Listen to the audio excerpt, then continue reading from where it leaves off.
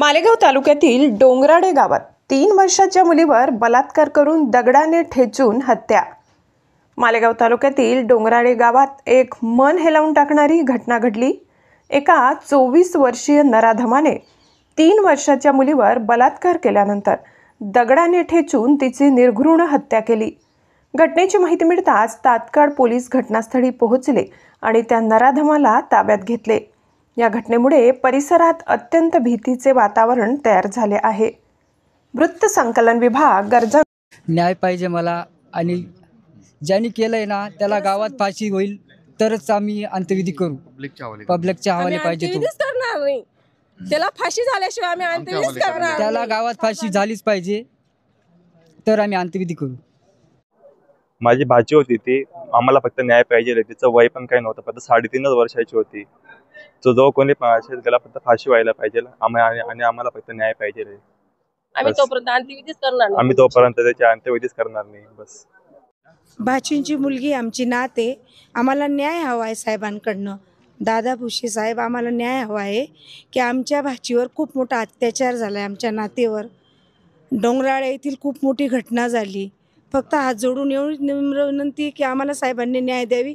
त्याला फाशी, 3.5 वर्षाचं बाळ आहे ते, की आम्हाला न्याय हवा आहे, फक्त न्याय बस। त्याला फाशी द्या, त्याला चौकात आणा, आमच्या समोर द्या बस।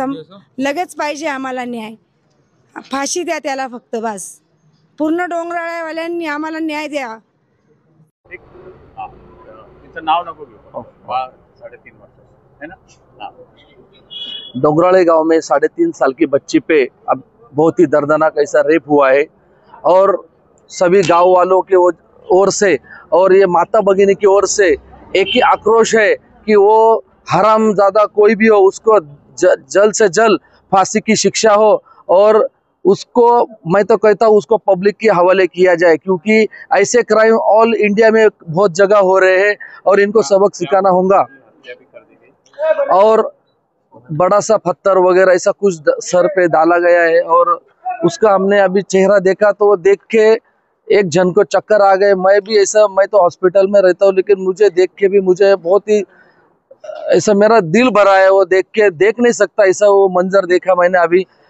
उस हरामजादे के साथ ज्यादा से ज्यादा क्रूर जितना भी हो सके उसको दर्दनाक सजा देनी चाहिए सरकार ने।